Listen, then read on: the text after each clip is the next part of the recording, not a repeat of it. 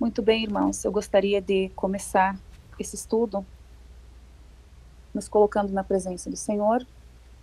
Aos irmãos, os varões que estão aqui presentes, eu gostaria de avisar que eu estou com o meu véu posto, tá? Em sinal de respeito aos irmãos.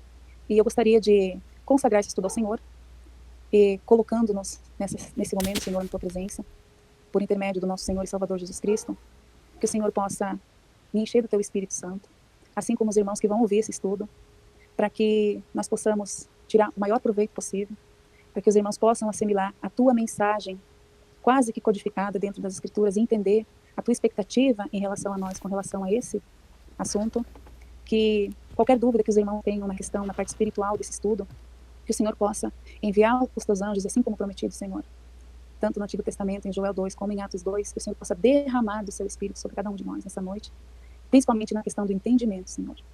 E dizer, Senhor, que nós não somos nada, somos dependentes da tua graça, e é dela que fazemos uso, Senhor, para nos chegar a ti, mediante o teu Filho amado, nosso Rei e Salvador, Jesus Cristo. Amém. Então, irmãos, o jejum, a gente vai ver aqui que ele é uma abstinência total ou parcial de alimentos, por um período determinado, com um propósito específico. O jejum, ele pode ser com finalidade espiritual ou também medicinal, né, por questões de saúde, né, visto que o jejum traz tremendos benefícios na questão fisiológica, né, como a desintoxicação que ele produz no corpo e também a reciclagem das células, entre outros benefícios. Vale ressaltar, irmãos, que quando a intenção do jejum é espiritual, aquele que pratica vai receber tanto o benefício espiritual quanto fisiológico. Porém, quando a intenção do jejum ela é primariamente medicinal, então não há o benefício espiritual, né? Então, quando se faz o jejum espiritual visando o benefício fisiológico, o jejum espiritual, na verdade, acaba perdendo seu valor. Então, irmãos, quando você tem essa intenção, porque a questão, as coisas do espírito, irmãos, elas funcionam um pouquinho diferente que as questões da carne. Eu diria até que totalmente diferente, né? Porque muitas pessoas visando o benefício fisiológico que o jejum traz, a gente vai ver que nesse estudo vai ter a parte que a gente fala da parte fisiológica, né? O que o jejum faz no nosso corpo no decorrer das horas. Quando você estuda isso, você fica muito empolgado em fazer, porque traz realmente muitos benefícios. Porém, quando o teu foco é a questão fisiológica, de saúde, e não espiritual, você acaba focando só nisso, né? Você recebe só a parte da saúde, né? Porém, quando o teu foco ele é espiritual, você recebe os dois, tanto o benefício espiritual como o benefício da saúde. Para a gente conhecer melhor um pouquinho a questão do jejum, eu puxei aqui para os irmãos a etimologia do termo jejum. Quando você vai no código Strong, nos originais, o código Strong para o termo jejum é o 3523. E a palavra que é utilizada no original é nestes, nestes. A definição dessa palavra é não comer, e o uso dessa palavra é jejum e não comer, ela tem esses dois usos. Na verdade, a palavra nestes, irmão, é a junção de duas palavras, que que implica negação, e estis, se referindo à comida, né? Então, quando a gente entende o significado dessas duas palavras, da junção dessas duas palavras no original, ao que elas se referem, né, que é negação e comida, então a gente entende que o jejum de passeio, jejum de televisão, jejum de celular, de joguinhos, Coca-Cola e etc., na verdade não são jejuns. A palavra jejum implica abster-se de comida, conforme a gente viu aí os significados das palavras, né, aí na etimologia da palavra. Então essas privações, que não tem a ver com alimento, irmãos, na verdade são abstinências e não jejum. Agora, não é errado, por exemplo, o irmão querer praticar o jejum e juntamente do jejum praticar uma abstinência. Eu puxei 2 exemplos bíblicos aqui para nós, irmãos. O primeiro está em 1 Coríntios, no capítulo 7, versículo 5. Não vos priveis um ao outro, senão por consentimento mútuo, por algum tempo, para vos aplicardes ao jejum e à oração, e depois ajuntai-vos outra vez, para que Satanás não vos tente pela vossa incontinência.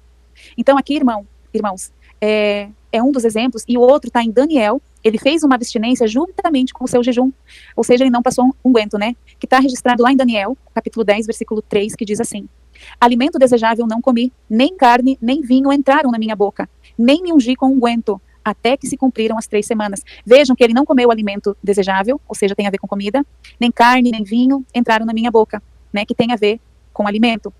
O vinho, irmãos, ele é um alimento, tá? A única bebida que não é considerada alimento é a água. Nem me ungi com unguento. Quando a gente entende aqui a etimologia da palavra que tem a ver com abster-se de alimento, a gente entende que quando ele relata ali que ele se ungiu com unguento, ele praticou uma abstinência junto com o jejum dele, né? Então esses são os 2 exemplos, irmãos, que eu puxei das escrituras, que ali se pratica tanto o jejum quanto a abstinência simultaneamente, né? Então, irmãos, na perspectiva física, o ato de fazer jejum, ele parece desconfortável, né? Não é uma experiência, assim, que se diga muito agradável. Porém, os resultados espirituais, irmãos, que o jejum traz, compensa cada esforço. A gente já vai ver isso quando a gente entrar ali nessa questão das coisas que acontecem com a nossa parte espiritual, com o nosso, também na parte comportamental, depois que você se acostuma a fazer o jejum, né? O jejum, ele era compulsório, ou seja, ele era obrigatório no dia da expiação. A gente consegue ver isso em Levítico 16 e também em Levítico 23, 27. Eu vou ler só esse aqui, tá? Em Levítico 23, 27 diz: mas aos 10 dias desse 7º mês será o dia da expiação. Tereis santa convocação e afligireis as vossas almas. Aqui que entra o jejum, tá? No Antigo Testamento eles usavam muito esse termo para o jejum, tá, irmãos? Afligir as vossas almas. E oferecereis ofertas queimadas ao Senhor. No Novo Testamento, então, a gente não tem um imperativo, ou seja, uma imposição ou uma ordem sobre jejuar, como a gente viu aqui, uma ordem, né, um imperativo sobre a questão que se deveria jejuar, né? Porém, irmãos, a gente vê uma expectativa de jejum para com seu povo, né? A gente vê que Jesus realmente quer, né, que a gente jejue. Em Lucas 5, 34, 35, a gente vê também na questão de Jesus, quando ele dá a entender, né, que os seus seguidores jejuariam, irmãos. Em Lucas 5, do 34 ao 35, está escrito assim: e ele lhes disse: podeis vós fazer jejuar os filhos das bodas, enquanto o esposo está com eles? Dias virão, porém, em que o esposo lhes será tirado, e então naqueles dias jejuarão. Veja que Jesus não está falando que era para nós jejuar, mas que ele esperava que nós jejuaríamos, né? Em Mateus 6, 16 e 18, quando ele ensina ali como se deveria jejuar, veja como é que ele fala. Quando jejuardes, né? Ele não falou se jejuardes, né? Dando a entender que ele esperava que a gente jejuasse, né, irmãos? Então, ele diz assim: quando jejuardes, não vos mostreis contristados como os hipócritas, porque desfiguram o rosto com o fim de parecer aos homens que jejuam. Em verdade vos digo que eles já receberam a sua recompensa. Aí ele continua instruindo, né? Tu, porém, quando jejuardes, unge a tua cabeça e lava o teu rosto, com o fim de não parecer aos homens que jejuas, e sim ao teu pai em secreto, e teu pai que vem em secreto te recompensará. Então, irmãos, embora Jesus aqui ele não esteja mandando, não seja um mandamento jejuar, nas suas palavras, elas revelam que ele esperava de nós essa prática, né? Ele nos instruiu até na motivação correta que se deve ter ao jejuar. E quando ele disse que o Pai recompensaria a atitude correta do jejum, então ali ele está mostrando para nós que essa prática, irmãos, produz resultados. Ali no finalzinho ele fala: e teu Pai que vem em secreto te recompensará. A gente vai falar um pouco sobre essas recompensas aqui também, tá, irmãos? Então ali ele mostrou não só que ele esperava que a gente jejuasse, o jeito que era para se jejuar, e também que a forma correta do jejum traria resultados, né? Ali quando ele fala quando jejuardes, ninguém orienta como fazer algo se não tem expectativa que se faça, né, irmãos? A mera sinalização do nosso Salvador, para nós que somos estudiosos das Escrituras, já é o suficiente para nós no sentido de suprir essa sua expectativa e também, claro, né, de agradá-lo. Quando estava para ser assunto ao céu, deu ordem aos seus apóstolos que ensinassem as pessoas a guardar tudo o que ele tinha ordenado. Isso está registrado em Mateus 20, 28, versículo 20, né? Então, quando ele diz, ensinem as pessoas a guardar tudo o que eu tinha ordenado, então a gente lembra que ele falou, quando jejuardes, né? Quando o seu noivo for tirado, então jejuarão. A gente vê que ele ensinou isso, né? E era para os seus fiéis repassar tudo o que ele os tinha ordenado, né? Então, a gente entende, né, que o modo correto de jejuar se incluía nesse tudo que era para ser repassado, né? Então, irmãos, embora o próprio Jesus tenha jejuado por 40 dias e 40 noites no deserto, a gente deve reconhecer que ele e seus discípulos não observavam o jejum dos seus dias, né? Exceto, né, claro, da expiação, mas eles não observavam o jejum dos judeus que estavam ali na sua época, né? Por quê? Porque era costume dos fariseus jejuar 2 dias por semana, está registrado em Lucas 18, 12, né? Mas Jesus e seus discípulos não o faziam. Ali em Lucas 18, 12, tem essa passagem que eles falam, que eles, né, comentam que eles jejuavam 2 vezes por semana, aqueles fariseus, né, os judeus naquela época. Não tem nenhum relato nas escrituras que diga que Jesus tinha essa prática, né. Jesus deixou bem claro que a prática do jejum nos moldes que havia naqueles dias não era o que Deus esperava. A motivação, na verdade, que estava errada, né? As pessoas jejuavam para provar sua religiosidade e espiritualidade. Por quê? Porque eles ficavam com a cara triste, o semblante caído, para as pessoas verem que eles estavam jejuando, né? E Jesus ensinou que era para fazer em secreto, sem alarde. Deus reprovou a motivação do jejum dos israelitas também no Antigo Testamento pelo mesmo motivo. O jejum ele pode ser uma prática vazia se ele não for feito da maneira correta, né? Isso acontece nos dias do Velho Testamento, quando o povo começou a indagar. Vou citar agora Isaías 58, tá? Por que jejuamos nós e não atentas para isso? O povo replicando a Deus, né? Porque afligimos a nossa alma e tu não o levas em conta? E a resposta de Deus foi exatamente a de que eles estavam jejuando da maneira errada. Reparem na resposta. Eu vou ler agora Isaías 58 também, a parte 3b ali. Eis que no dia em que jejuais, cuidais dos vossos próprios interesses e exigis que se faça todo o vosso trabalho. Eis que jejuais para contendas e para rixas e para ferirdes com punho iníquo. Jejuando assim como hoje, não se fará ouvir a vossa voz no alto. Isso aqui então foi uma resposta divina, né? Então, por outro lado, o versículo está mostrando, né, que se eles observassem da forma correta, Deus atentaria para isso e a voz deles seria ouvida. Então, irmãos, vocês têm algum comentário para fazer até aqui sobre a parte que a gente já abordou? Eu teria uma pergunta apenas, uma pergunta. É possível, irmã, a gente jejuar? Bom, eu não vou esconder, eu conheci uma pessoa, vou noivar em setembro e pretendo me casar com ela em março do ano que vem. Não é segredo para os irmãos. Eu falo aqui abertamente, tem pessoas aqui que a gente se conhece, não pessoalmente, mas somos amigos. O que eu quero perguntar? Eu posso jejuar em favor do meu futuro matrimônio, para Deus abençoar meu matrimônio? É possível dessa forma, o jejum? Passa a palavra. Essa é a única pergunta que eu faço. Câmbio. Sim, irmão, eu acho que você não só pode, como deve. A gente vai ver aqui, ainda no decorrer desse estudo, vários exemplos bíblicos de pessoas que jejuaram com propósitos diferentes. A gente vai ver sobre isso, tá, irmão? Você não só pode, irmão, como você deve fazer isso, tá? Mais alguma pergunta? Irmão, a paz. Eu vou falar pra vocês uma coisa. O jejum, ele é maravilhoso. Ele é uma bênção. Mas a pessoa, ela tem que ter compromisso com Deus individual, porque a salvação é individual. Você pode orar e você pode jejuar pelos seus. Mas a responsabilidade da salvação é individual. Tá, irmãos? Então, assim, orar, jejuar, você pode, mas a pessoa tem que ter o compromisso dela com Deus. Porque a salvação, ela é individual. Só lembrando os irmãos disso. Muito bem. Vamos continuar aqui, então. Depois eu vou abrir espaço para mais perguntas no decorrer do estudo, tá? Então, irmãos, um pouquinho disso que a irmã Ellen falou. O jejum, na verdade, ele não muda Deus.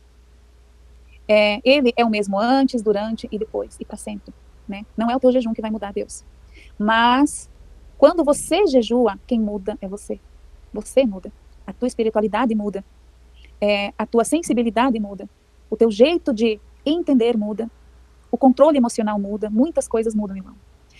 O jejum, ele vai te ajudar a se manter mais suscetível ao Espírito de Deus, a ouvir a voz do Senhor, né? O jejum não vai tornar Deus mais bondoso ou mais misericordioso. Na verdade, ele já é, né? Ele já é isso. O jejum está ligado diretamente a nós, a nossa necessidade de romper essas barreiras e limitações da carne. Porque a carne, irmãos, ela está cheia de impurezas. E às vezes, irmãos, essa impureza impede um contato maior. A gente sabe que o nosso corpo, ele é um templo, né? Tem até uma passagem nas escrituras, eu não puxei ela aqui, mas fala de alguém que deixa o corpo adornado e varrido, né? No caso ali, a pessoa, ela não é espiritual, ela não tem essa relação com Deus, quem entra ali são os espíritos imundos, né? Mas, por que o efeito colateral do jejum elimina toxinas do corpo? Né? A gente já vai ver isso no decorrer do estudo também, tá? Então, o jejum, ele deixa o nosso espírito atento. O corpo, a carne e o espírito são opostos. Um milita contra o outro, né? Quando você surra a sua carne, você fortalece o espírito, né? O jejum, ele deixa o nosso espírito atento, porque ele mortifica a carne e aflige a nossa alma. Jesus nos deixou um ensino precioso com relação a isso, quando falava sobre o jejum. Em Marcos 2, quando ele está falando do jejum, né, ele coloca essa seguinte parábola, logo depois, irmãos, que ele fala do jejum. Ninguém pode pôr vinho novo em odres velhos. Isso aqui tem a ver também, irmãos, com aquele jejum que não era aceito, que os judeus achavam que fazia correto, mas não faziam, porque a motivação deles estava errada, né? A intenção deles era mostrar para todo mundo que eles eram espirituais, né? Jesus, quando ele coloca essa parábola aqui, logo depois de ter explanado sobre o jejum, ele tem uma intenção de preparar o seu povo para entender essa questão, né? Ninguém põe vinho novo em odres velhos, do contrário, o vinho romperá os odres, e tanto se perde o vinho quanto os odres, mas põe-se vinho novo em odres novos, ou seja, agora a questão é outra, né? Por quê? Porque antes eles não tinham algo que nós temos, irmão, que é o que eu vou tentar explanar agora. Jesus, ele estava ensinando que o vinho novo que ele traria para nós é o Espírito Santo, que deveria ser colocado em odres novos, em templos novos, né? O odre, o recipiente do vinho, né, é o nosso corpo. A Bíblia, ela está dizendo com isso que o jejum tem o poder de renovar o nosso corpo. Vocês vão ver que, literalmente, o nosso corpo é renovado. As células, irmãos, são recicladas. A gente vai ver mais adiante na parte fisiológica desse estudo, que vai deixar de ser a parte espiritual, mas na parte fisiológica, que quando você está em determinado momento do teu jejum, ali avançando nas horas, o nosso corpo, ele começa a consumir, né? E tem uma hora que ele começa a consumir todas as células doentes do nosso corpo e as células comprometidas, né? Inclusive as células cancerígenas, né? A Bíblia, o que ela quer dizer com isso? Que o jejum, ele tem poder de renovar o nosso corpo, né? A Escritura ensina que a carne milita contra o espírito. que são coisas opostas. E a melhor maneira de receber o vinho, que é o Espírito, né, é dentro de um processo de mortificação da carne e purificação da mesma. A gente sabe que as coisas santas não se assentam em lugares impuros, né, irmãos? Em lugares imundos. O propósito primário do jejum é mortificar a carne, o que nos torna mais suscetíveis ao Espírito Santo, né? Já que um milita contra o outro, né? Há outros benefícios que decorrerão disso, mas essa é a essência do jejum. Quando jejuamos, não devemos crer no jejum, depositar tua confiança no jejum, e sim, em Deus, né? A resposta às orações flui melhor quando jejuamos, porque através dessa prática nós automaticamente estamos liberando o nosso espírito na disputa, nessa batalha contra a carne. E por isso, algumas coisas acabam acontecendo. Quem tem o hábito de jejuar, costuma ver coisas sobrenaturais. Depois, se tiver algum irmão que já pratica isso e teve alguma experiência durante o seu jejum, por favor, eu gostaria que explanasse. Por exemplo, a fé, ela é do espírito. A fé, ela não é da carne. Portanto, quando a gente jejua, removendo o entulho da carne e liberando a nossa fé para se expressar, né? É essa ação que o nosso corpo faz. Quando Jesus disse aos discípulos que não puderam expulsar um demônio, porque por falta de jejum, que está registrado em Mateus 17, 21, ele não limitou o problema somente à falta do jejum, mas ele também falou, irmão, sobre a falta de fé, né? Como um fator decisivo no fracasso daquela tentativa de liberação, né? Deixa eu ver se eu coloquei o texto bíblico aqui. Sim, ele está aqui, ó. Então vamos a esse texto. Então, só para explicar um pouquinho o contexto, antes de eu passar o texto para os irmãos, Jesus tinha designado os apóstolos de 2 em 2 para ir nas cidades para fazer sinais e maravilhas pelo nome dele. Isso antes de receber o Espírito. Digamos que foi um poder especial que eles receberam ali. Isso foi enquanto Jesus estava ali, né? Não tinha acontecido Pentecostes ainda, né? E eles estavam ali expulsando demônios, curando em nome de Jesus. Se vocês verem ali em Mateus 17, nos versículos anteriores, ali ao 19, ao 21 que a gente vai ver, vocês vão ver essa história. Eu só estou simplificando aqui. E de repente, Pedro foi expulsar o demônio de um menino e não conseguiu expulsar, né? Então o pai desse menino procurou Jesus para que Jesus pudesse expulsar esse demônio, né? Aí Jesus expulsou o demônio, só que ele diz assim, homens de pouca fé, ele fala. Vocês vão ver no contexto que ele fala não só da questão da oração, irmãos, mas também da fé, dessa liberação de fé, né? Aí em secreto, que agora eu vou ler o texto para vocês, os discípulos questionam ele. E está escrito assim, Mateus 17, do 19 ao 21. Então os discípulos, aproximando-se de Jesus em particular, disseram, por que não podemos nós expulsá-lo? E Jesus lhes disse, por causa da vossa incredulidade. Incredulidade é o quê? Falta de fé. Porque em verdade vos digo, que se tiverdes fé como um grão de mostarda, direis a esse monte, passa daqui para acolá, e há de passar. E nada vos será impossível. Mas esta casta de demônios não se expulsa senão pela oração e pelo jejum. Então, irmãos, aqui, a gente vê que não é só uma questão da falta da oração, mas também por uma questão de fé. A questão dos odres novos, vinho novo em odres novos. Sempre que o Senhor Jesus falou da questão do jejum, ele deu uma pincelada nisso, né? O jejum, ele ajuda a libertar a fé. O que nos dá a vitória sobre o inimigo, que é o que Cristo fez na cruz, e a autoridade do seu nome, né? O jejum em si não me faz vencer, mas liberta a fé para o combate da luta. E nos fortalece, fazendo-nos mais conscientes da autoridade que nos foi delegado. Então, aqui nesse caso, irmãos, outra coisa que eu gostaria de pincelar, reparem que eles foram designados ali para cidades e eles expulsaram demônios, eles curavam em nome de Jesus, só que se depararam com esse caso que eles não conseguiram. Porque eles precisavam estar preparados. Não é que o nome de Jesus não fosse suficiente. O nome de Jesus é suficiente. Porém, aquele que faz uso do nome de Jesus para usar dessa autoridade precisa estar num nível superior para certas castas. Conseguem entender a diferença, irmãos? Assimilar essa diferença? Eles estavam expulsando demônios. Eles estavam curando, eles estavam conseguindo, mas um caso mais difícil aconteceu. Uma casta em específico. O que isso também ensina para nós, irmãos? Que vão ter castas de demônios que se nós não estivermos preparados com jejum e oração e com fé, mesmo usando a autoridade do nome de Jesus, a gente não vai conseguir expulsar, não porque o nome de Jesus não seja suficiente, mas porque nós precisamos, para determinadas castas, estar num nível superior de espiritualidade, né? Alguém tem alguma pergunta para fazer até aqui? Tenho, pode? Pode fazer, irmão. Eu não sei se é coisa da minha cabeça, entendeu? Mas enfim, quando eu jejuava e buscava mais a presença do Criador, cara, tipo assim, não é que seja tudo de ruim, mas muitas coisas desagradáveis, sabe? Pra você entender melhor, tudo de ruim acontecia. Por quê? Quanto mais a gente está orando, jejuando e lendo a palavra, coisas assim, estressantes acontecem. Passa a palavra. Irmã, excelente a tua pergunta, tá? A gente vai ver, irmã, sobre isso na questão fisiológica do nosso corpo. Mas eu já vou adiantar o que te acontecia. Você ficava irritada, nervosa, chateada, que mais? Dor de cabeça, tontura, coisas aconteciam. Aqui eu tô falando da parte fisiológica. Agora eu vou falar da parte espiritual. Coisas aconteciam para você se estourar. coisas aconteciam para você parar o teu jejum e te desmotivar. Confirma para mim, irmã. É isso mesmo, quando menos você esperou, a pessoa aparece na tua vida e começa a reclamar e você começa a sair da graça, sabe? E você, meu Deus, quando eu estava parado não acontecia isso, e de repente comecei a buscar mais, orar, ler a palavra, o inferno aconteceu na minha vida, sabe? É isso que eu estou falando, essa palavra. Então, irmã, é exatamente aí que você tem que entender a batalha espiritual. Quando a gente entende aqui que castas superiores são derrubadas por causa da oração e do jejum, a gente consegue mensurar a raiva, o ódio que eles têm quando a gente faz essa prática. Então, eles vão usar de todas as maneiras para tentar nos desmotivar, irmã. Quando isso acontecer contigo, é aí que você tem que mostrar, é aí que você tem que ser perseverante, irmã. Porque justamente essas coisas acontecem para te desmotivar. Isso é uma guerra espiritual. É uma guerra espiritual, né? A gente tem um exemplo de uma guerra espiritual no jejum de Daniel, no seu jejum de 21 dias. Quando ele começou a jejuar, já foi dispensado o anjo para dar a resposta que ele queria. Mas aí o anjo territorial ali, daquela região, batalhou contra o anjo que estava vindo, na verdade um demônio, né, irmãos? A gente entende que é um demônio. Guerreou contra o anjo que foi dispensado para ele. Então, irmãos, acontece uma batalha espiritual muito grande quando a gente jejua. Se tem uma coisa que os demônios odeiam, é quando a pessoa jejua. Por quê? Porque eles sabem que dessas pessoas que buscam a Deus, eles fogem. E o jejum é uma forma de surrar a carne, é a forma mais, que você se humilha mais para buscar Deus. Que você mais aflige a tua alma para buscar Deus. Porque implica você surrar o teu corpo. Implica você surrar o teu desejo. Você dizer não para tua carne. Dizer não para tua vontade de comer. Dizer não para isso por causa de um propósito de se aproximar mais de Deus. De se santificar mais perante Deus. Isso, no mundo espiritual, irmã, gera uma grande batalha. Então, a gente vai falar sobre essas questões mais adiante, tá, irmã? Mas muito boa a sua pergunta, tá? Continuando aqui.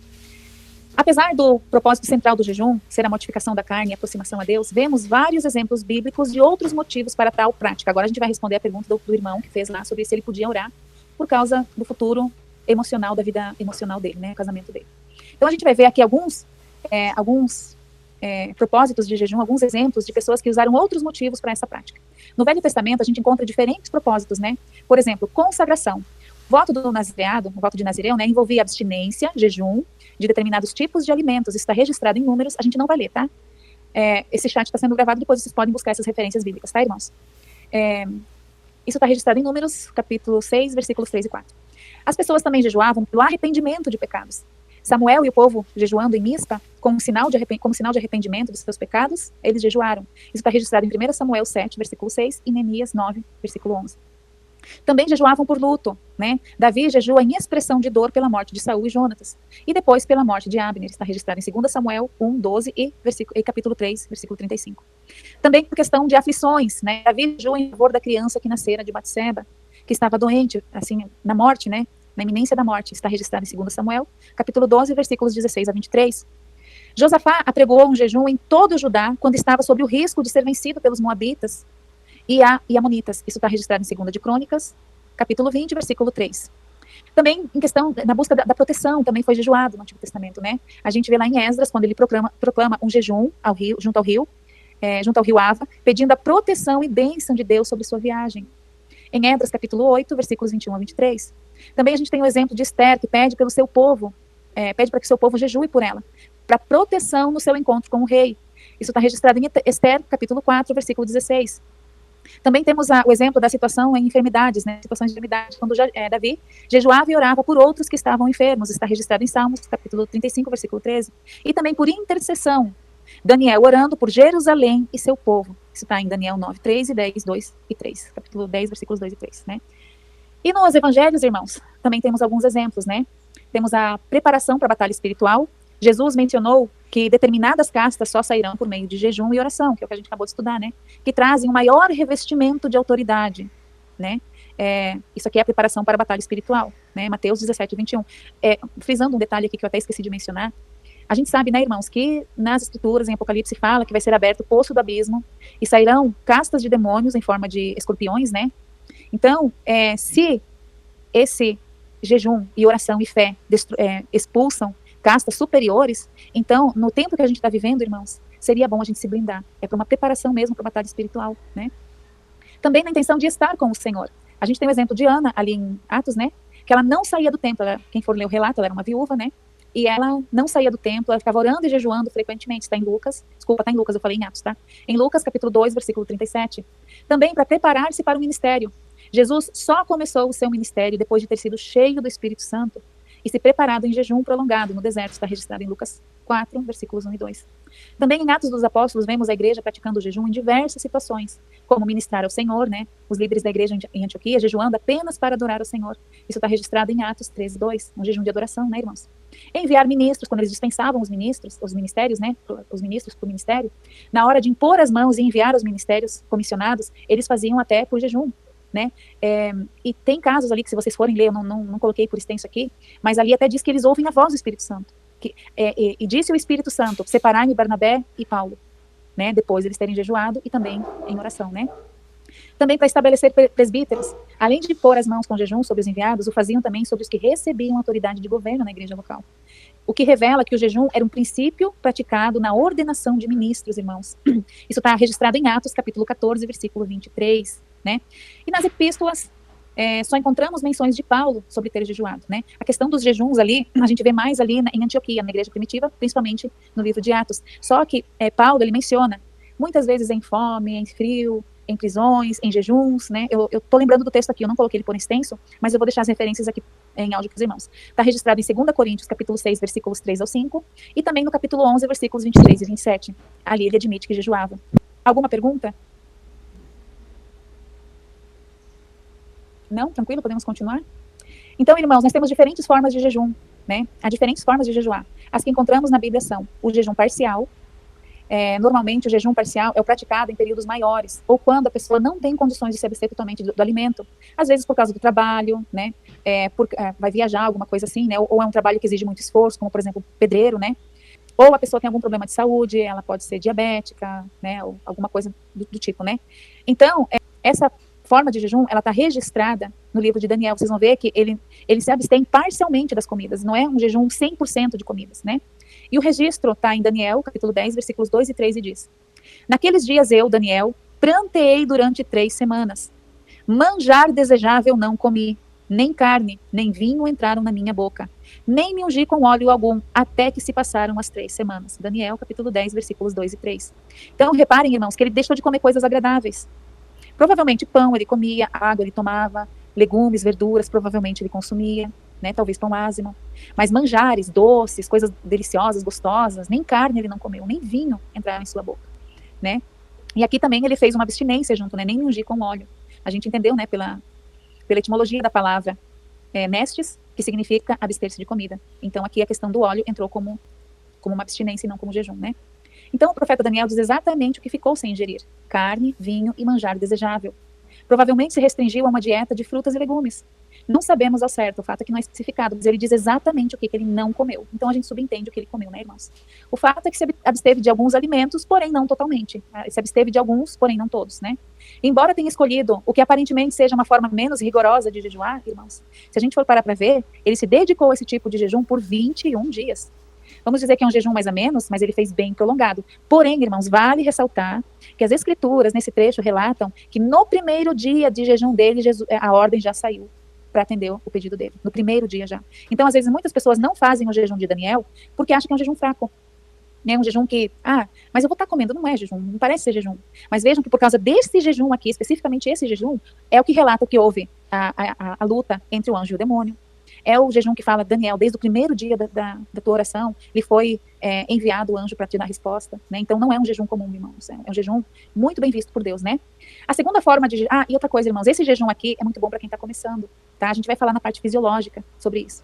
Por que é bom para quem está começando? Porque você não fica totalmente sem comer. Por exemplo, quem tem problemas aí com diabetes, que não pode ficar muito tempo sem comida, é uma boa opção. Ou para quem precisa tomar remédios, que tem que estar com o estômago, com alguma coisa no estômago, aí vai fazer esse tipo de jejum, não precisa ficar totalmente sem jejum, né? A outra forma de jejum é o jejum normal, que é considerado normal, né? Que é a abstinência de alimentos, mas com ingestão de água. Você não come nada, mas você toma água. Lembrando que a água não é alimento, tá, irmãos? Ela não tem nutriente, ela não tem nada dessas coisas, né? Ela é só para hidratar mesmo o corpo, né? Lembrando também que o nosso corpo, aí 70%, 80% é composto por água, né? Então foi a forma que o nosso Senhor adotou ao jejuar no deserto, né? No relato do Evangelho, não há menção de Cristo ter ficado sem beber ou ter tido sede, né? E a gente tem que considerar, irmãos, que ele estava onde? No deserto. Se você ficar um dia no deserto sem tomar água, você não aguenta. Quem dirá 40, irmãos? Então, presume-se no final ali, e depois dos 40 dias teve sede. É isso que Mateus 4, versículo 2 diz. Não diz que ele, aliás, desculpem, teve fome. Então, não diz que ele teve sede, né? Então, denominamos essa forma de jejum como normal, pois entendemos ser esta a prática mais propícia nos jejuns regulares, como, por exemplo, no jejum de um dia. E tem também, irmãos, a Bíblia dá para nós um outro tipo de jejum, que é o jejum total, que é a abstinência de tudo, inclusive de água. Você não come nada e você não bebe nada. Na Bíblia encontramos poucas menções de ter alguém jejuado sem água, né, ter praticado esse tipo de jejum. E isso dentro de um limite, no máximo de 3 dias. Todas as 3 citações de jejum nesse quesito aqui, sem água e sem comida, todas elas não passaram de 3 dias, tá, irmãos? Então, a água, ela não é um alimento. O nosso corpo, ele depende dela a fim de que os rins funcionem normalmente e que as toxinas não se acumulem no organismo, né?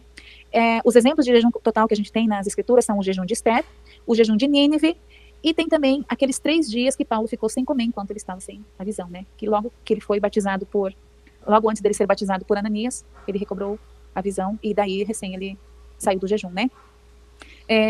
Com relação, irmãos, à duração do jejum, alguém tem alguma pergunta sobre os 3 tipos de jejum? Os 3 tipos diferentes de jejum? Não, a pergunta você ia responder agora. Qual o tempo que é válido o jejum? Quantas horas? Sim. A duração do jejum. Quanto tempo a gente deve durar um jejum, né? Muitas pessoas têm essa dúvida, né?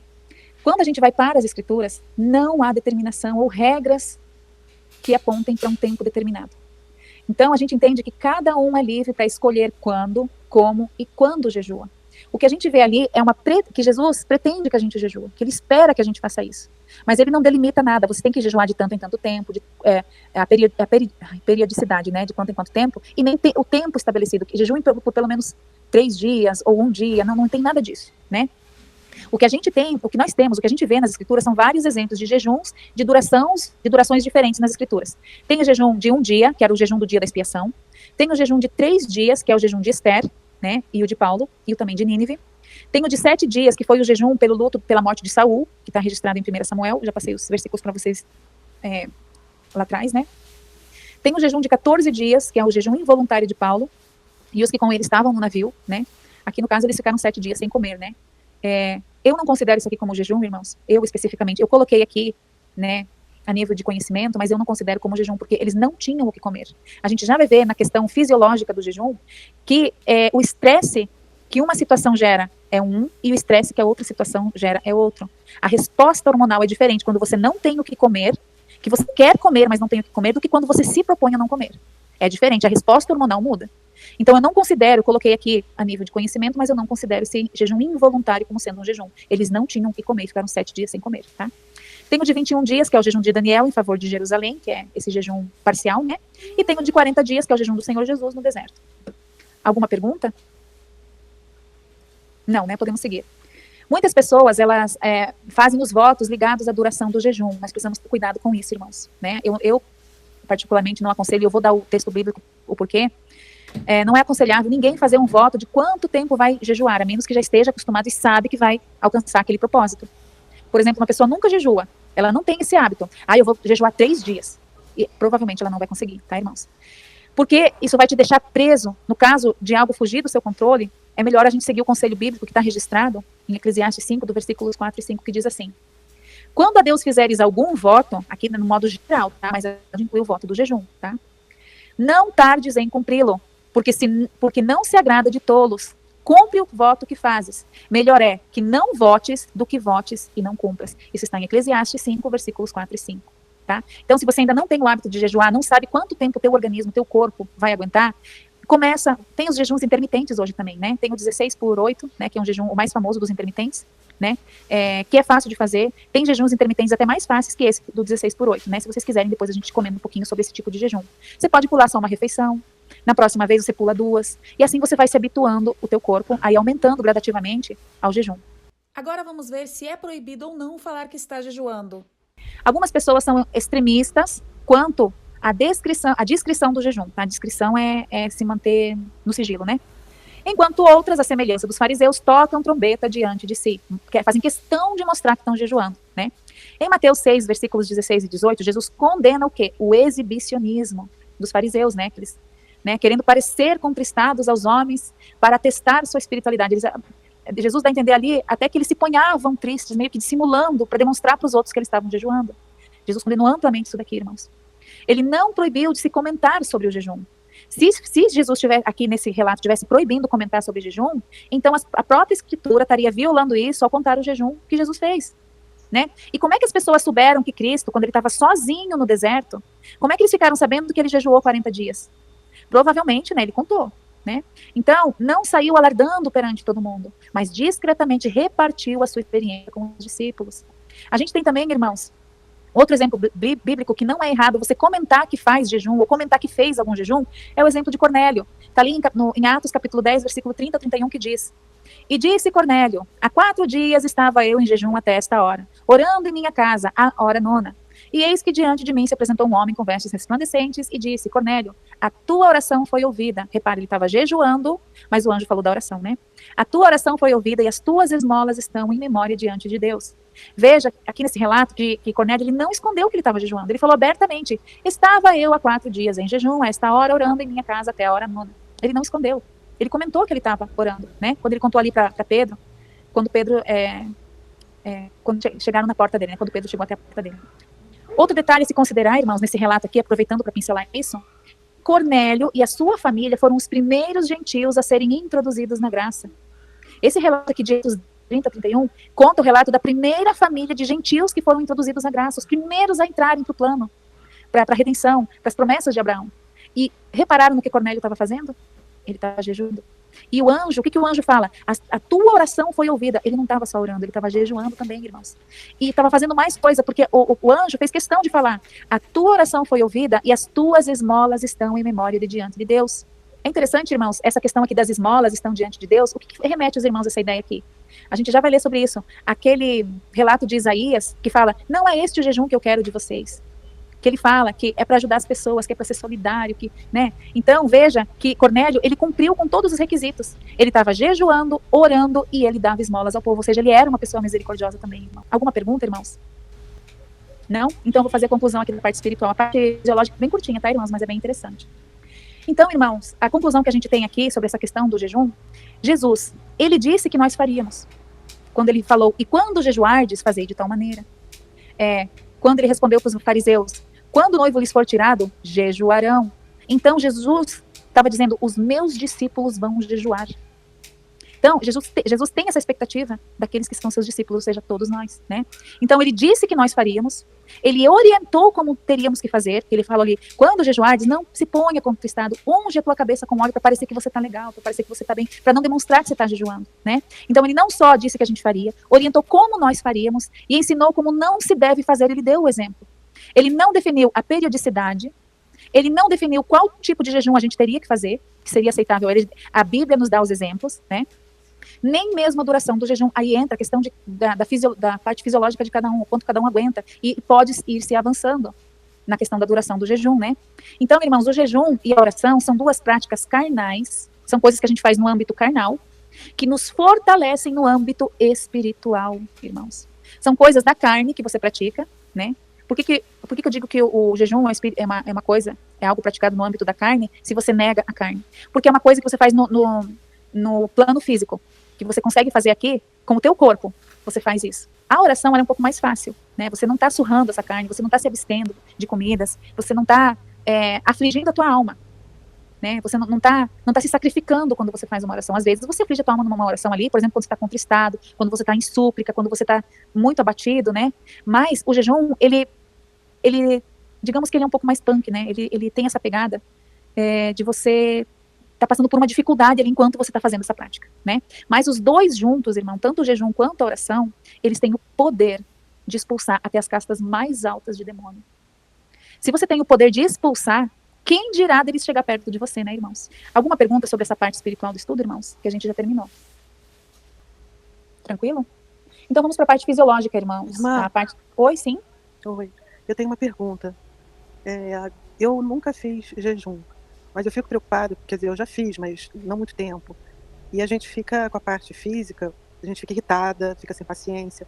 Isso não altera a nossa ligação com o Criador, com a parte espiritual? Então, irmã, o Senhor, ele conhece como a gente é, ele sabe que nós somos pó. que somos carne, né? E ele sabe que o jejum, na parte, agora a gente vai falar sobre isso, né? Sobre sobre essa desintoxicação que acontece no nosso corpo. Essa desintoxicação, ela desencadeia mesmo reações, você fica nervosa. Irmãos, no começo eu brigava, eu gritava com os meus filhos. Aí eu pensava assim, putz, perdi o jejum. Né? Até de dar risada, né, irmãos? Mas aconteciam coisas que eu ficava irritada, nervosa. Meu, pra tudo eu gritava, sabe? E aí eu ficava muito triste, porque eu pensava, meu Deus, perdi o jejum. Como é que eu vou querer fazer uma prática para me santificar e tô aqui espraguejando? Mas o Senhor entende que é uma reação do teu corpo. E, irmãos, isso é só nos primeiros jejuns que vocês fazem, só nos primeiros. Por quê? Porque o teu corpo nunca passou por essa desintoxicação, né? É a primeira vez que tu tá ali fazendo, então o teu corpo vai sentir. E ele vai brigar porque ele vai querer teimar, e é aí que você tem que ser teimoso, né? É aí que você tem que insistir. Mas eu vou passar aqui para vocês um macete, agora nessa parte fisiológica do estudo, que vocês têm como fazer essa desintoxicação antes de começar o jejum, para não ter dor de cabeça, para não ficar irritado, para não ter vamos dizer, esses efeitos colaterais aí, tá, irmãos? Só que, irmã, é exatamente essa questão. Quando você começa a fazer o jejum, você irrita o mundo espiritual maligno. Acontece uma guerra espiritual, porque eles não querem, eles sabem que você está adquirindo força contra eles. Como a gente bem viu, a gente expulsa as piores castas quando a gente está em jejum e oração. Então, eles sabem que eles não vão ter poder sobre ti, eles não vão ter poder sobre você. Então, logicamente, eles vão usar de todas as artimanhas para te desmotivar, para te derrubar, para te fazer pecar e para você desistir do jejum. Então, irmã, não dê a vitória a eles. Não, mesmo que você espraguejar, peça perdão para o Senhor. O Senhor entende que eu estou aqui num estágio meio complicado. O Senhor entende, né? Eu já vou explicar isso direitinho aqui, tá, irmã? A gente tem aí, nos meios de comunicação, né, de busca, o estudo da fome, né, que fala que não pode ficar mais que um dia sem comer, que quando você começa a ficar muito tempo sem comer, começa a dar tal reação, e você fica fraco, você te dá tontura, você vê parede preta. A gente tem esse estudo da fome, eu chamo de estudo da fome. Só que o estudo da fome, irmãos, ele não é a mesma coisa que o estudo do jejum, por causa do fator de estresse e pelo fator psicológico, né? A fome, por você não ter o que comer, é diferente da fome por jejum. O jejum, você mesmo está se propondo aquilo ali. Né? A fome já não, é por falta de alimento, é uma coisa que você não queria, mas está acontecendo. Então tem o fator de estresse aqui, que muda tudo. E o fator psicológico, você está se propondo a fazer, o outro você está sendo obrigado a fazer. Então tem essa diferença. Então por isso que o estudo da fome não pode ser comparado ao estudo de jejum. As coisas que desencadeiam ali a questão quando você fica com fome pela questão de estar sem comida, não pode ser aplicado ao estudo de jejum. Tá, irmãos? A fome por não ter o que comer é diferente da fome por jejum, né? Já falei que é um fator de estresse, porque é algo alheio à tua vontade. A resposta hormonal é diferente em cada um dos casos. Durante o jejum, a pessoa está no controle da situação. Ela está com a consciência dela, o inconsciente, o subconsciente. Não, eu não vou comer. Isso manda um estímulo, uma resposta para o nosso organismo. Vocês vão ver que o nosso corpo, irmãos, quando ele entende que não vai vir comida de fora, você vai ver que tem uma virada de chave. A gente já vai falar sobre isso, que é bem interessante, né? Então, quando você está praticando o jejum, você está no controle. Por imposição própria, você que está provocando aquilo. Agora, durante a fome, quando você está passando fome, já não. Você está sendo controlado contra a sua vontade, o que muda totalmente a resposta hormonal da situação, tá, irmãos? O jejum, irmãos, a gente vai ver aqui que ele não faz mal para o corpo, pelo contrário.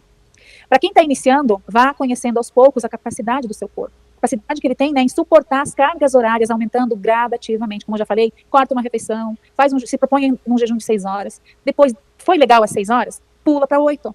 Foi super bem às 8, pula para 12, e assim você vai aumentando gradativamente, né? A gente viu ali que tem os tipos de jejum, né? Também uma boa alternativa, irmãos, para quem está começando é o jejum de Daniel, que você não fica sem comer.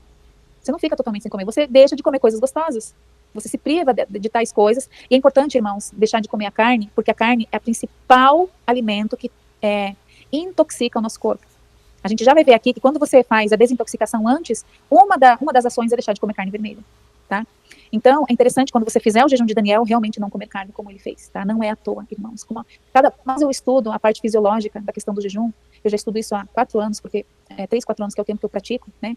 Mas eu vejo como a palavra, ela é perfeita.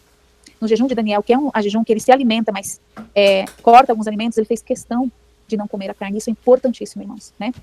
Então, irmãos, o jejum ele tem algumas contraindicações, tá? Que é para lactantes, grávidas e pessoas com alguns tipos de enfermidades, como diabetes, gastrite, entre outros. Como é que o nosso corpo reage ao jejum? A fonte de energia do nosso corpo, irmãos, ela se concentra basicamente no carboidrato. É a principal fonte de energia para o nosso corpo, que é a glicose. Quando tu está no jejum, falando-se de jejum, não de fome, quando você passa fome, a gente está falando do jejum agora. Quando você se propõe a jejuar, que você está ali no controle da situação, né? E o corpo percebe que parou de receber o carboidrato que vinha de fora, que você levava para dentro do teu organismo, de externo para dentro, né?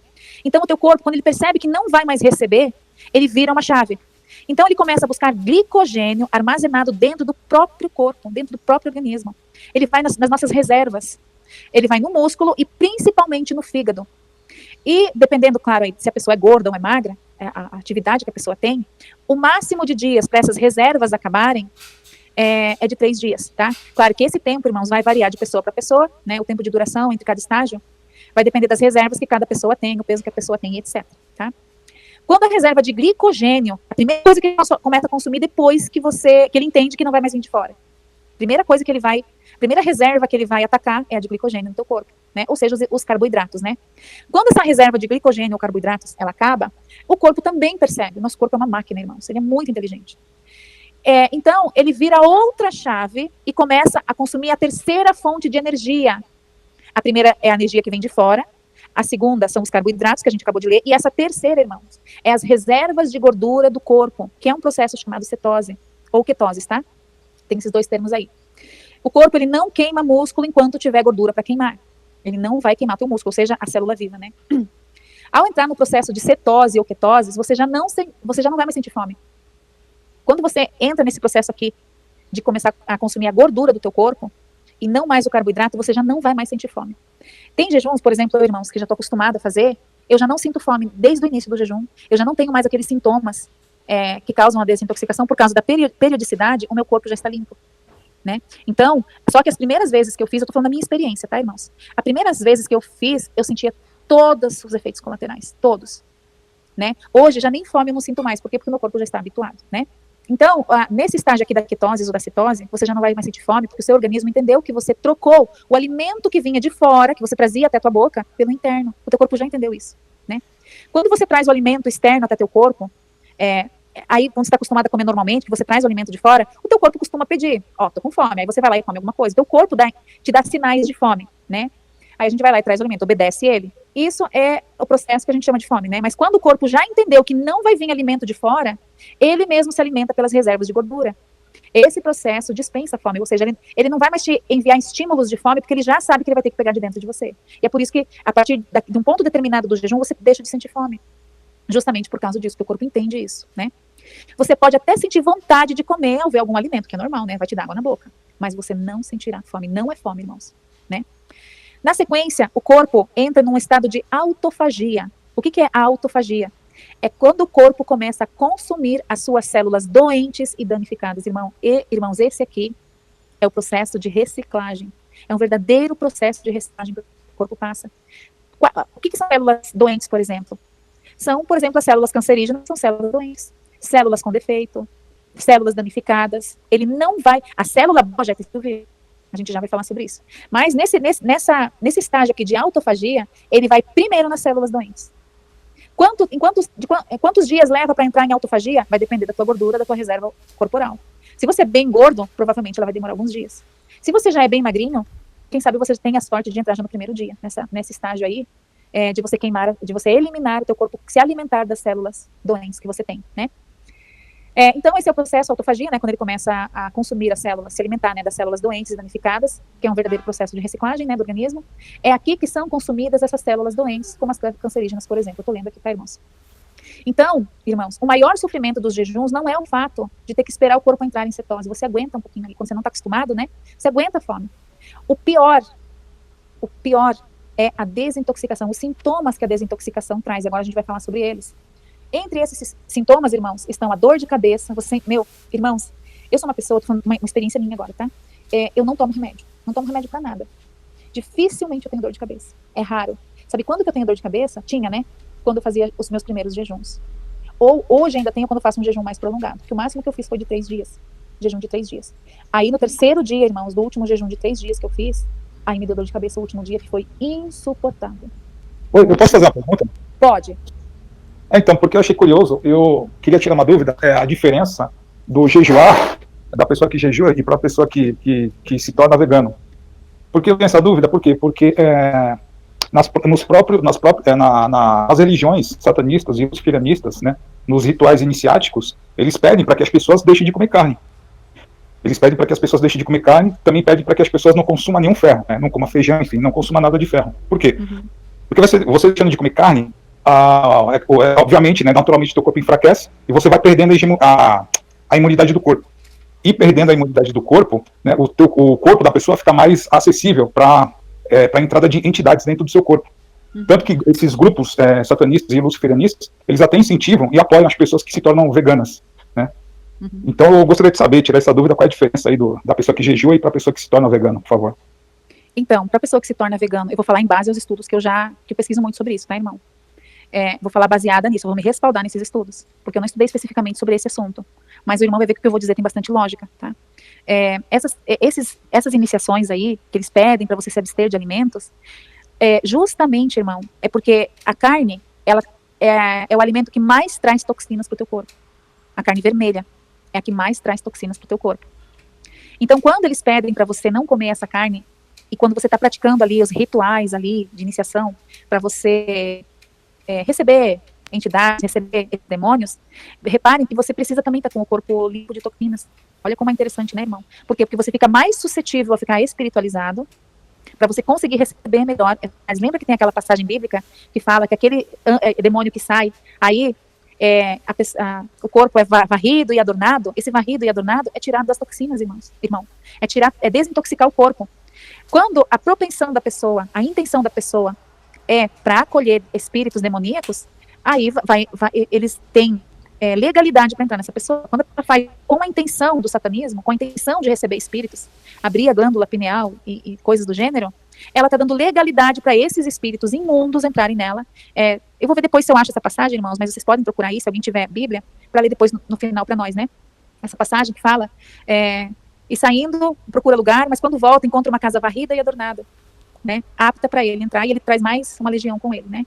Então eu penso, irmão, que essa questão aí de não comer carne é justamente para liberar o teu corpo de toxinas, para você estar mais apto a receber essa carga espiritual, porque eles são espíritos, nós não podemos negar, eles são espíritos, né, para receber essa carga espiritual.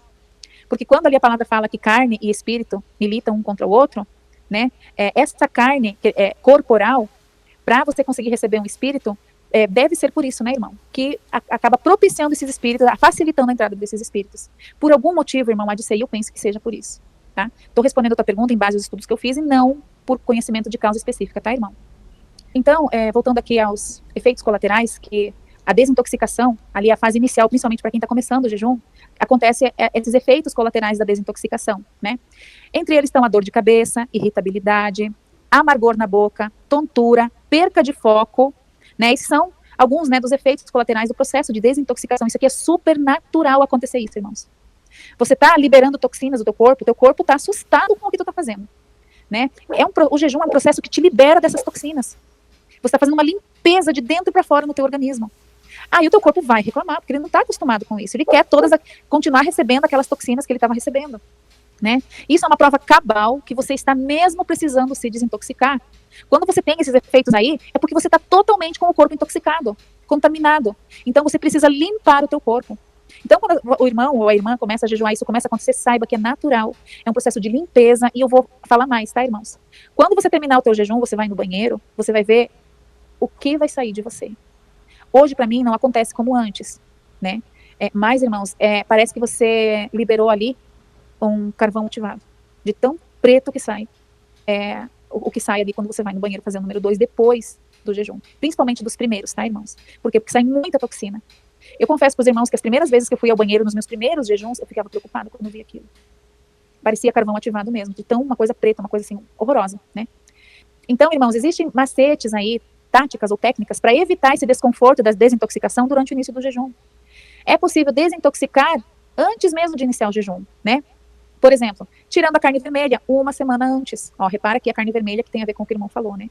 Tirar a carne vermelha uma semana antes, o teu corpo vai estar, você já não vai sentir, se você sentir os efeitos colaterais, mas você vai sentir bem menos do que você sentiria se você simplesmente saiu de uma dieta normal, comendo todo tipo de carne vermelha, e já automaticamente ir para o jejum. Agora, se você aplicar essas indicações aqui, o teu efeito colateral, se acontecer, vai ser bem menor, né? Evitar o café por causa da cafeína, né? O chá também tem muito chá que tem mais cafeína que café, né? Todas as coisas que os irmãos sabem, por exemplo, chimarrão, quem é do sul, o chimarrão tem mais cafeína que o café. Também é bom evitar o café por causa da cafeína, né? Reduzir a quantidade de comida nas alimentações. Você é acostumado a comer um prato de pedreiro, diminui aí a tua quantidade de ingestão de comida em cada refeição. Isso também vai te ajudar a não sentir os sintomas da desintoxicação. Você já vai estar desintoxicando o teu corpo devagarzinho e com antecedência, né? Consumir carvão vegetal. O carvão vegetal também ajuda nessa desintoxicação. Sucos detox. Fazer um jejum intermitente também. Aí fica 12 horas sem comer. Para quem já pretende fazer jejuns mais prolongados, isso daqui, tá, irmãos? Essa daqui, de jejum intermitente, é para quem pretende fazer um jejum mais prolongado, aí de 2, 3 dias. Você pode também fazer um jejum intermitente antes de começar o teu jejum mais prolongado, para você não precisar sentir esses efeitos colaterais aí da desintoxicação, né? E também reduzir os carboidratos. A gente viu que o primeiro passo ali é o corpo começar a comer o carboidrato que está no teu corpo, né? Consumir os carboidratos, a glicose que está no teu corpo. Então, irmãos, vejam que o processo de se aproximar de Deus pelo jejum, usando o jejum, também implica a purificação do corpo, que seria a limpeza do nosso templo, né? O jejum, ele expele as toxinas e purifica todo o organismo. Ele também dá descanso ao intestino, elimina células doentes e velhas. Olha como o jejum é benéfico, né? Para a parte espiritual do nosso corpo. Quando acabam todas as reservas do corpo, irmãos, ali os carboidratos, né? Que é a glicose, que é o primeiro que ele consome, depois vem a gordura, né, irmãos?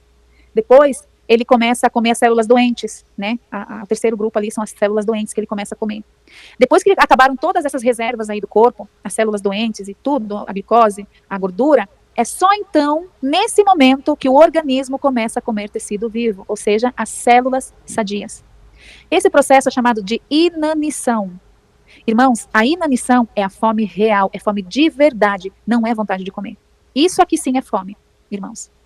E olha que interessante e emocionante saber disso, irmãos. Foi isso que Jesus teve quando atingiu 40 dias de jejum no deserto, onde as escrituras dizem em Mateus 4:2, e tendo jejuado 40 dias e 40 noites, depois teve fome. Isso aqui está registrado em Mateus, capítulo 4, versículo 2. Ou seja, ele estava jejuando já, irmãos, 40 dias. E tendo jejuado 40 dias e 40 noites, depois teve fome. Essa é a fome real, quando você começa a consumir tecido vivo do teu corpo. Quando você começa a consumir as células sadias do teu corpo. Isso é a fome real. O detalhe emocionante que eu mencionei para vocês, irmãos, é que bem nesse estágio é quando Satanás tenta ele, depois desses 40 dias, né? E ele está nesse estágio de inanição, porque ele teve fome, ele já estava sentindo a fome real. E é nesse estágio de inanição que Jesus declara: nem só de pão viverá o homem, mas de toda palavra que sai da boca de Deus. Conseguiram, irmãos, mensurar, assimilar o nível de domínio próprio de Jesus nesse momento? Isso aqui, irmãos, para mim isso aqui é emocionante. Saber essa parte fisiológica do corpo de Jesus que ele estava atravessando naquele momento quando ele disse essas palavras. Nem só de pão viverá o homem. Ele já estava sentindo a fome real. Ele já estava no processo de inanição do corpo dele, né? E ele diz essas palavras, irmãos. Realmente é muito, muito significativo isso daqui, né? Então, irmãos, antes de iniciar qualquer jejum, nós devemos solicitar a liderança do Espírito Santo.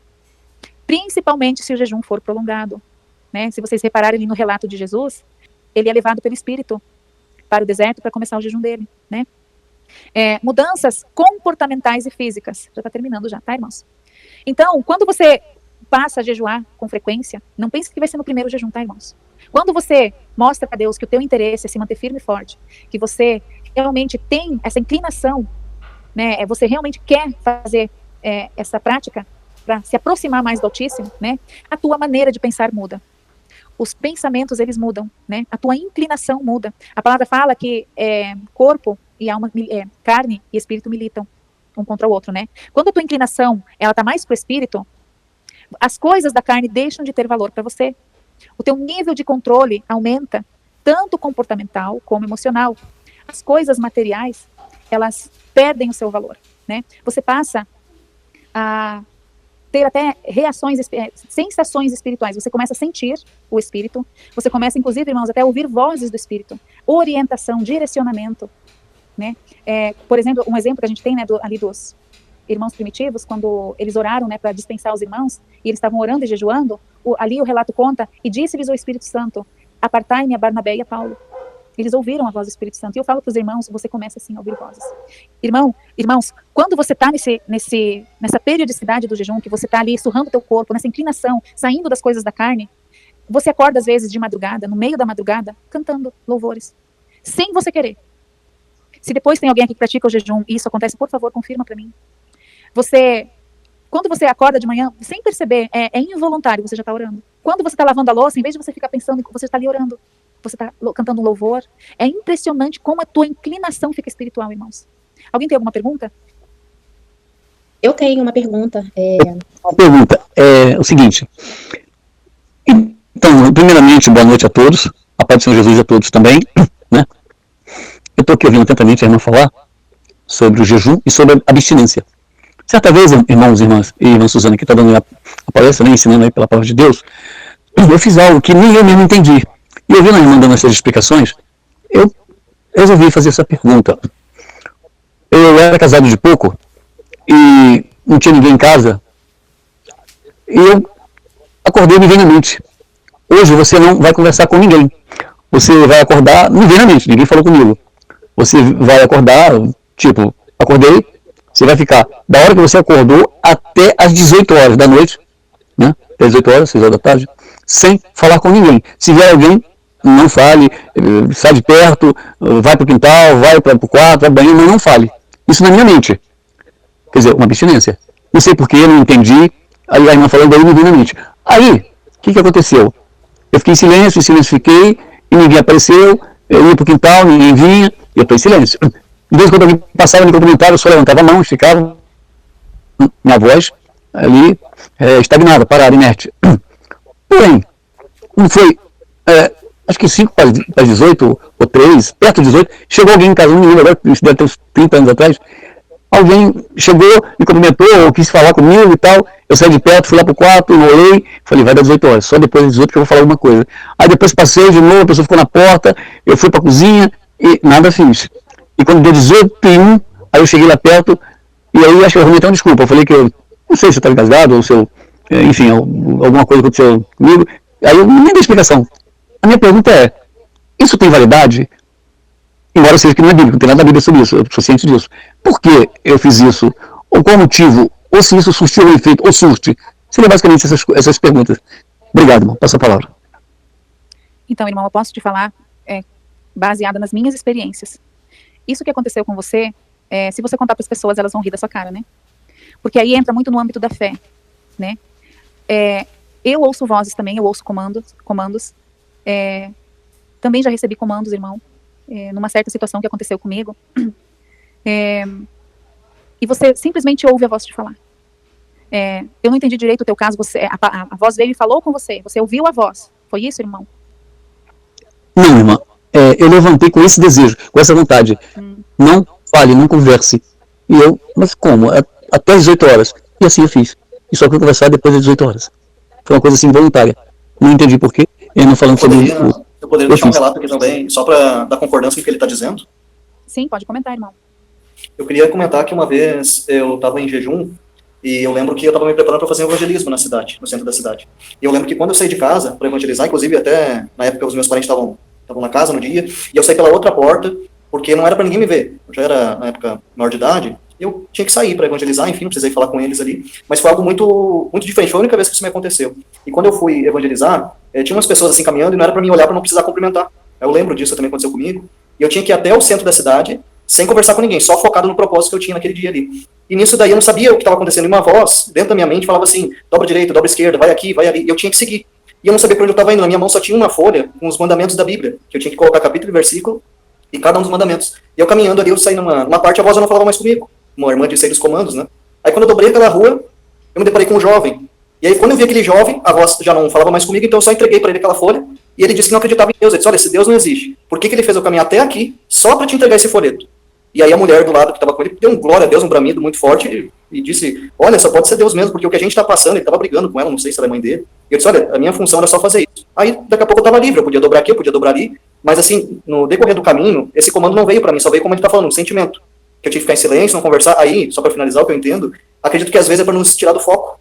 Não é que a pessoa está com algum mau pensamento da gente, que a gente não pode falar com eles. Às vezes é algum foco que o Senhor quer nos manter, algo que Ele quer nos mostrar lá na frente, e a gente precisa estar naquele foco ali. Assim que eu entendo, tá bom?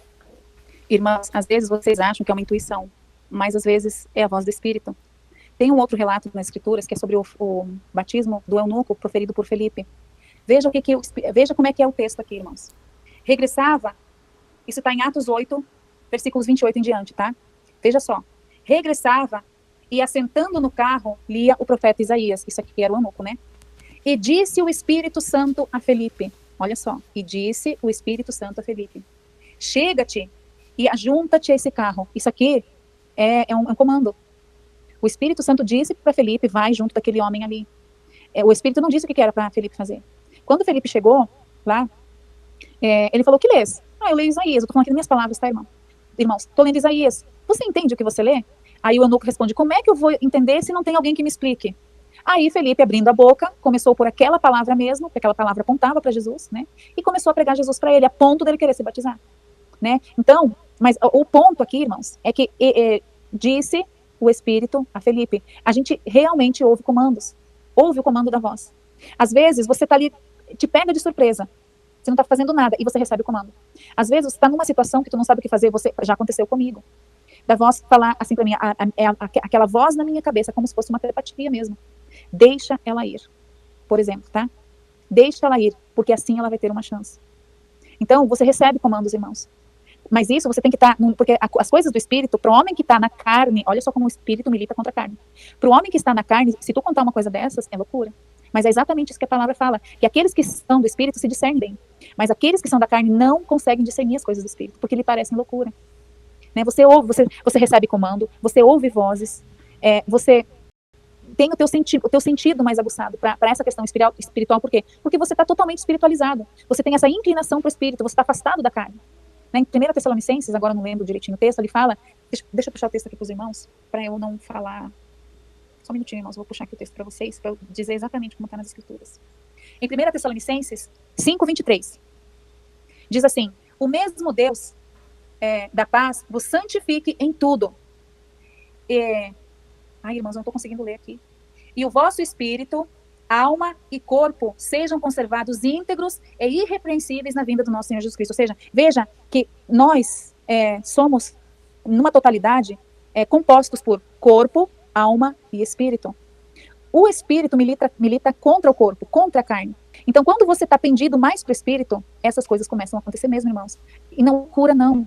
É a orientação do Espírito Santo. Irmãos, outro dia, eu e meu marido estávamos indo, a gente tem o hábito de visitar pequenas congregações, pequenas igrejas. E no caminho, irmãos, não tem como. Eu falei para o meu marido assim, vamos ver se nessa igreja o Espírito vai testificar. Eu falei para o meu marido. Porque eu ainda comentei, porque lá em Londrina testificou. Lá em Volta Redonda, nas congregações que a gente foi, né, o Espírito testificou. Vamos ver se nessa daqui vai testificar?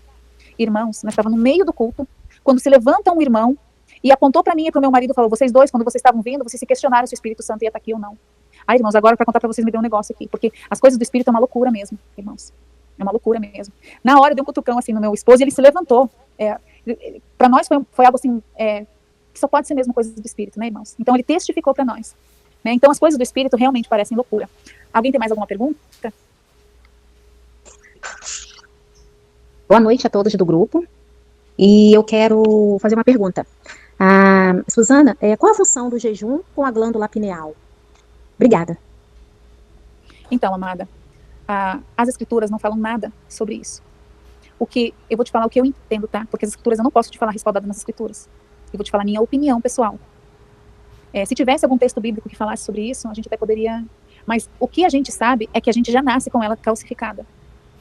Né? Algumas pessoas recebem visões. Né? Eu não sei se vocês estavam outro dia no grupo, a gente estava comentando. Algo que eu recebi, eu consigo olhar para a pessoa e eu sei se ela tem demônio ou não. Né? É uma espécie de visão. Eu não tenho visão aberta para tudo. Eu não vejo demônios voando, como algumas pessoas relatam que vêm. Mas em determinadas pessoas eu vejo demônio. Eu consigo ver demônio. Inclusive, esse relato que eu falei para os irmãos, que o Espírito disse para mim, deixa ela ir, nessa pessoa eu via demônio. Né? Depois que eu fechar o chat, eu conto para vocês que essa pessoa é uma pessoa muito próxima, uma pessoa muito querida, e que até me dói falar sobre isso. Mas, em algumas pessoas, e para você conseguir ver, porque o terceiro olho, né, que é a glândula pineal, também é apelidada do terceiro olho, é o olho espiritual, que você consegue enxergar coisas espirituais. Né? Então, eu penso que a minha, de certa forma, está ativada porque eu consigo ver isso. Outro dia, uma irmã postou fotos de bebês ali no grupo, que eles estavam nascendo com algumas anomalias, né? Em todos eles eu vi demônio, irmãos. E para mim, eu fiquei mal aquela noite, porque eu sempre vejo em adulto, eu nunca tinha visto em bebê. Para mim, foi chocante aquilo lá. Foi chocante aquilo lá. Então, assim, o jejum, porque o que a palavra fala? A uns é dado, agora eu não vou saber dizer de cabeça, mas, por exemplo, alguns é dado a ciência, A outros é dado profetizar. A outros é dado o poder de maravilhas, né? Se o Senhor decidir que você vai ter visão aberta, que você vai conseguir discernir espíritos, porque discernir espíritos não é só você sentir, mas às vezes você ver também, que é o meu caso, eu consigo ver. Eu não vejo o espírito, eu vejo através do olho da pessoa que ela tem. Eu não consigo ver ele, mas eu sei que a pessoa tem, por causa de uma característica que eu consigo ver no olho dela. Então, esse discernimento de espíritos, ou essa visão, vai depender se Deus, porque o que a palavra fala? E ele dá a cada um conforme ele vai, a necessidade, conforme ele vai usar na gente, conforme a gente vai produzir para ele, produzir frutos para ele, né? Usar a favor do que ele precisa. Então, eu penso, irmã, que essa questão da glândula pineal é o olho espiritual, que a gente consegue enxergar além do que os nossos olhos normais, carnais, conseguem ver. Por quê? Porque o olho, a glândula pineal, ela está lá dentro do nosso cérebro, lá no meio do cérebro, ela não está aqui na testa. Quando ela é ativada, a gente consegue ver o mundo espiritual, né? Então, ela é totalmente espiritual. Então, quando você está com o espírito, com o teu espiritual aflorado, você pode ou não liberar, conseguir entregar através dela, vai depender da dispensação de Deus. Se Deus quer te entregar esse dom, às vezes ele quer te entregar um outro dom. Então, você não vai ter visão aberta. Eu espero ter respondido. Não respondi com base bíblica, tá? Mas eu respondi conforme a minha opinião pessoal, tá? Isso aqui é uma conjectura que eu respondi. Irmãos, as perguntas estão abertas, tá? Irmã, eu posso Muito falar? obrigada, Suzana. Irmã, eu posso dar um testemunho? Por favor. Esse estudo é assim riquíssimo, porque uma das minhas preocupações que eu tinha falado era sobre o jejum, de você talvez escutar as coisas e não saber quem é que está falando, se é o Criador ou se é algum... Oi. Irmã, desculpa te interromper, é que não está aparecendo aqui para mim quem está falando, só me fala teu nome, só para eu saber. Patrícia. Ah, tá bom, pode continuar, amada, desculpa te interromper. Nada.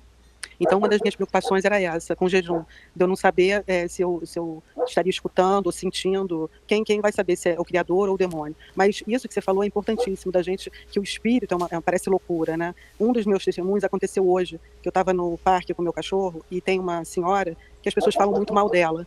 E aí mas eu não tenho nada contra. Aí eu estava conversando com ela e de repente eu comecei a me sentir muito mal, muito mal. E aí é sempre assim, parece que uma pressão no teu corpo.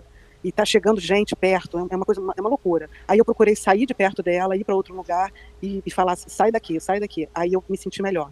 E outra coisa é que eu trabalhei durante 4 anos, há muito tempo atrás, eu era kardecista, né, espírita, fazia mesa, essa coisa toda.